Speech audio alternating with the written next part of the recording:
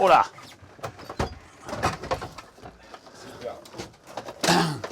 C'est de la mécanique de haute précision, ça, tu sais. Oh, ça, c'est de la voiture, alors. Ouais.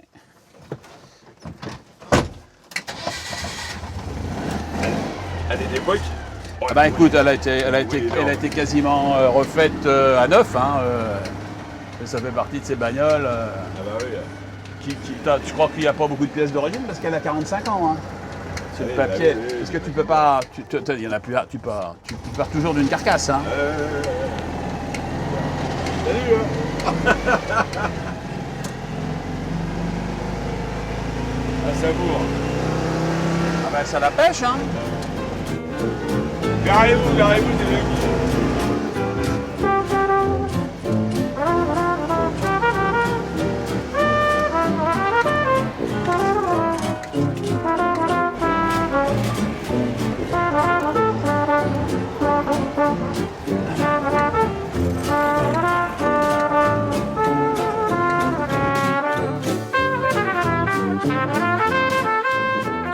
On est à Montlouis, donc dans un clos de Montlouis, et Montlouis qui est au sud de la Loire, regarde le Cher, ne regarde pas la Loire. En fait, la Loire passe derrière. La Loire est derrière. La Loire est derrière en travers.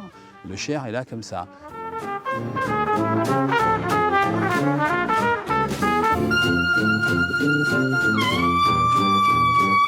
Dans la région, tu as les vins à bulles, c'est toujours des vins qui sont faits par défaut. Quand les raisins sont pas mûrs, on est quand même dans là on est face à des, tu vois, on va faire des grands liquoreux, on a des grands terroirs. Si je colle 100 hectos, 80 hectares sur pied, mon raisin va pas être mûr et on va se retrouver dans une situation où, je veux dire, on n'a plus qu'une porte de sortie, c'est la bulle. Et dans la région, malheureusement, alors que je pense que la noblesse de notre vin, c'est pas les vins pétillants, c'est les grands vins secs et les grands vins liquoreux. Malheureusement, il y a eu, par exagération des rendements, une élaboration de vins à bulles. Donc dans la région, les vins à bulles, c'est des proportions très importantes. Hein. Vouvray, c'est 70% de l'appellation. Donc ils sont des gros rendements. Évidemment, c'est fait en systémique. Hein. C'est ramassé à la machine, vin à bulles ramassé à la machine. Et puis après, c'est vinifié. Voilà, c'est... Alors moi, faire ça, ça ne m'intéressait pas. Enfin, je veux dire, quand je suis arrivé ici au début des années 90, quand j'ai fait 2 millésimes où j'ai fait des vins à bulles standards, un peu comme tout le monde, sauf qu'ils étaient ramassés à la main, je me suis dit, attends, moi, il faut que je trouve une autre identité à mes bulles. Et j'ai eu envie de me sortir un peu de la masse des bulles industrielles, je les appelle un peu comme ça, hein, c'est quand même des bulles qui se retrouvent à 3 € dans les grandes surfaces. Hein, voilà. Normal, ouais. Le standard, hein. Alors, après, ça c'est le pire des cas, mais c'est quand même pas bien valorisé. Le triple zéro au domaine, il est vendu 15 €. Un caviste revend mon triple zéro, s'il est raisonnable, quelques-uns il va le vendre à 15, plutôt à 17 ou à 18. Donc c'est un positionnement pour un vin pétillant hors champagne qui est quand même un beau positionnement. Quoi, un positionnement viticulteur de Champagne. Voilà, c'est un positionnement viticulteur de Champagne. Et en fait, mais ça passe aussi par un travail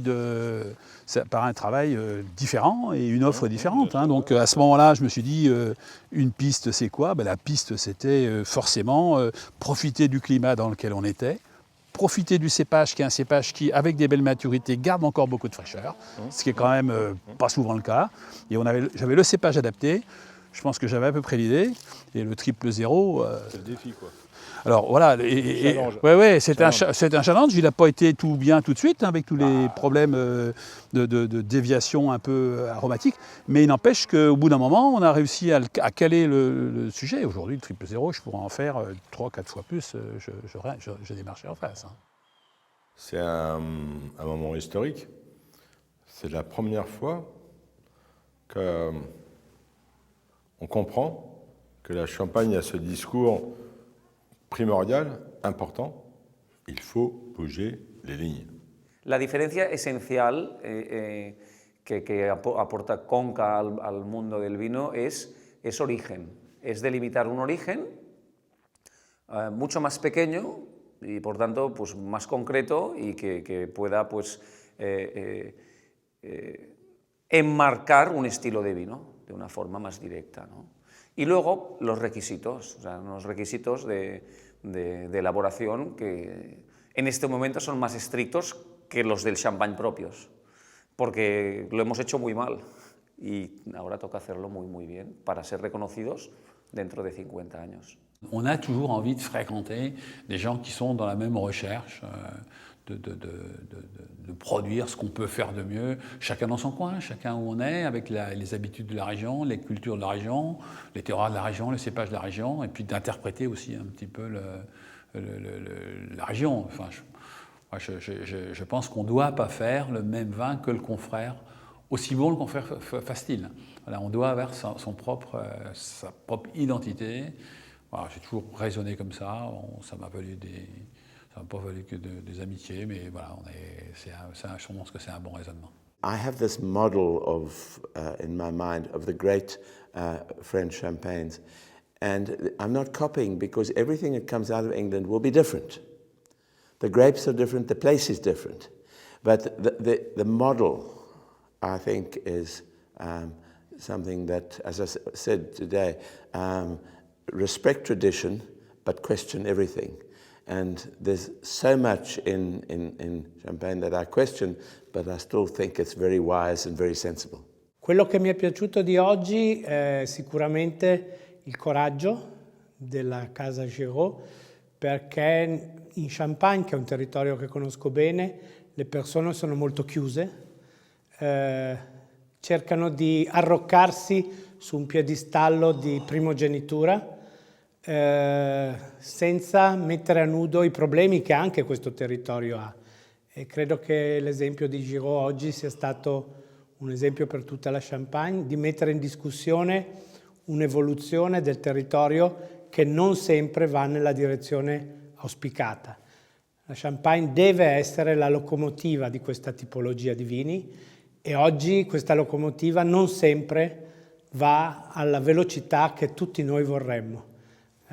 Tutti coloro i quali fanno grandi vini hanno il desiderio che la Champagne riprenda il suo cammino verso una qualità concreta et non verso le marketing.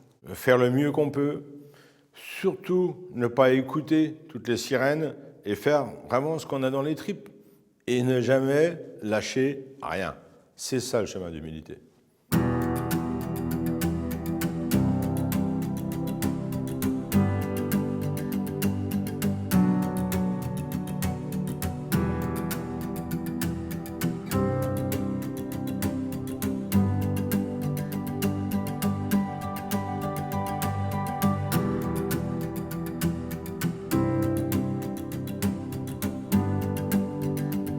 On ne voit pas pourquoi il y a les nus là derrière. Derrière, à la première montagne que tu vois, il y a les glaciers de Damel.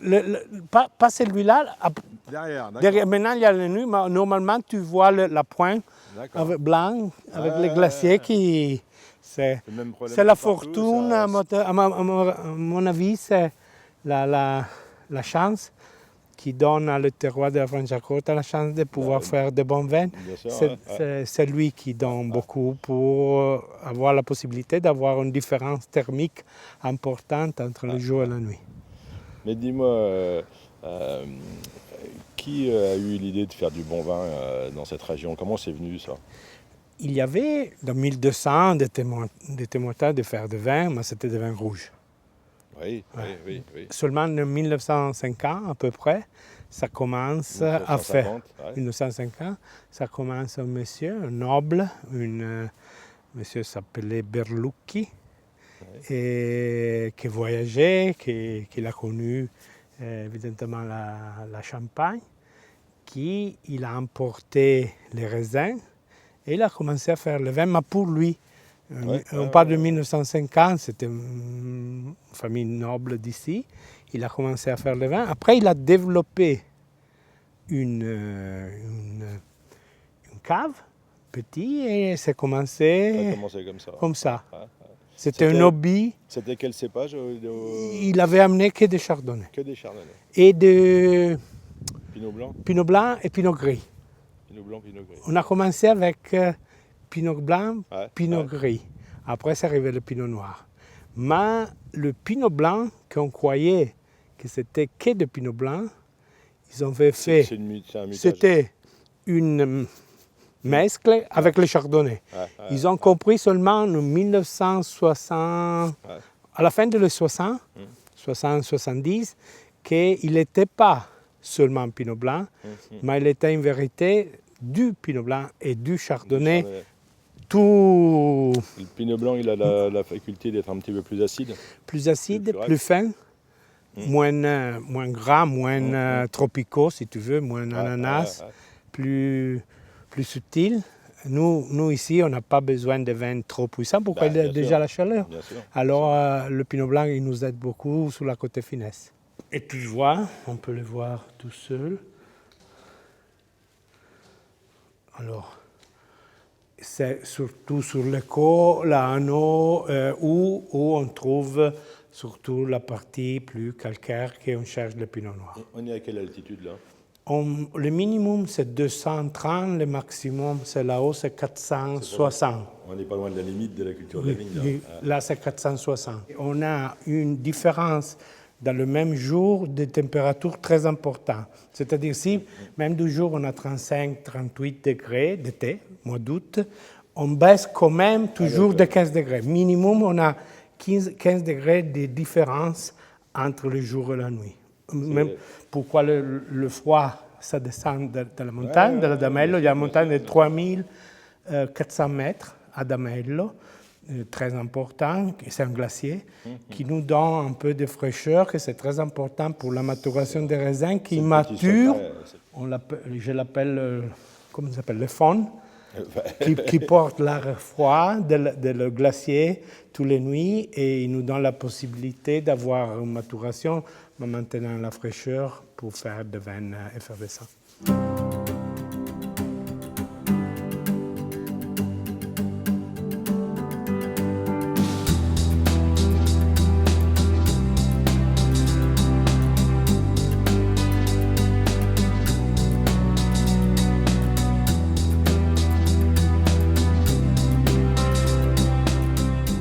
Ce qu'on fait ici, c'est suivre le rêve de mon grand-père, non?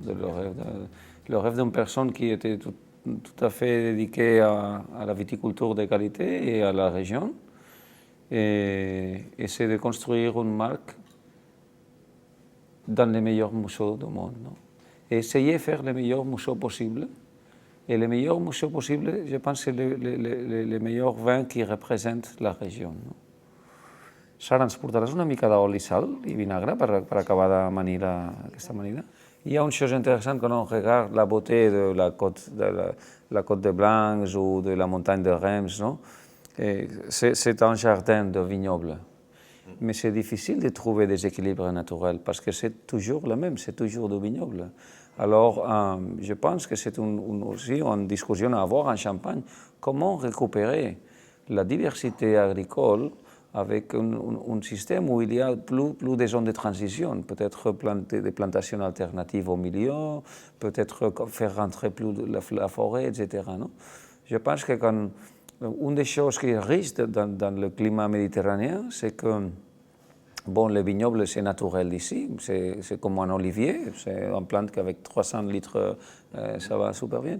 Et aussi qu'il y a beaucoup de diversité agricole. Il y a des amandiers, il y a des oliviers, il y a les petites forêts de pins qui fixent l'érosion, il y a les petits fleuves, les torrentes, non? Et ça, je pense que c'est une chose qui enrichit la région, non? Parce que cette diversité un peu au niveau région, après, se peut appliquer au niveau vignoble aussi, ¿no? ¿Quieres que vaya a buscar una botella dentro, quizá? Sí. Le digo a Sara, perfecto, perfecto.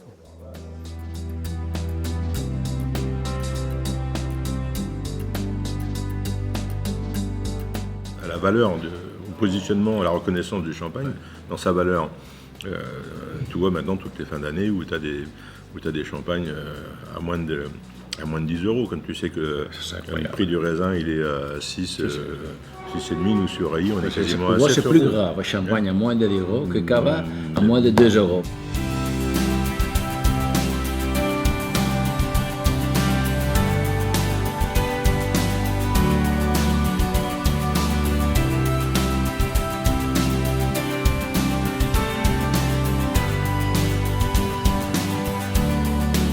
English cheese. Wow. With English wine.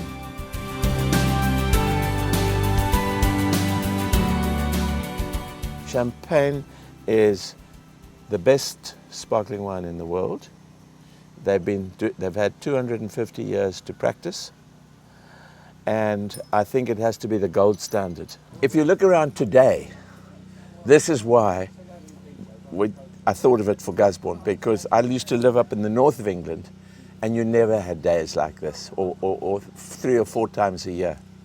And when I came down here, they were always sitting outside drinking, and I used to call it, you know, the barbecue index, because it was a measure of climate, of the warmth, not degree days, but the barbecue index. And so I thought, and then I looked at the climate here and the data, and it was very, very good. It's the second warmest place in England with the second most sunshine hours. This little strip along the coast here, and this farm came up for sale, and I bought it, and I was committed to what we were going to do, because if you remember, John, the transaction went through roughly about in the February of 2004, and we planted in May of 2004. So we'd ordered the vines before I'd bought the farm for those first 6 hectares, because you don't order vines in February to plant in May, not if you were hoping to get the right ones. So that's really how it happened. And I had read a lot about English sparkling wine from people like Night Timber and Mike Roberts at Ridgeview, and gone and spoken to them, and it all sounded very, very sensible and rational. I think that was the point. You know, we want a special sort of grape for making top quality sparkling wine. I think there's great difficulty in making good still wine in England, but it's meant for sparkling wine at the moment. And it's the climate, CIVC data shows that our climate now is the same as Champagne 20 to 25 years ago. The Romans had vineyards here. Yeah, the Romans from 2,000 years ago right up, and in the millennium, the first 1,000 years, there was a very hot period, and there were grapes. The Domesday Book in 1086, there were a lot of vineyards in the south of England. But then in the Georgian period, round about from 1700 to about 1850, there was a mini ice age, when there was glaciation, and that killed off, I think, the wine industry. And also, England was fighting with France, so they were buying. Before that, the kings in England ruled Bordeaux, and parts of Burgundy were part of the royal houses, so they could buy from France. But then they started buying from the Portuguese, and they always bought a lot from the Portuguese. But in 1652, they were buying from Champagne because it was the closest area to England.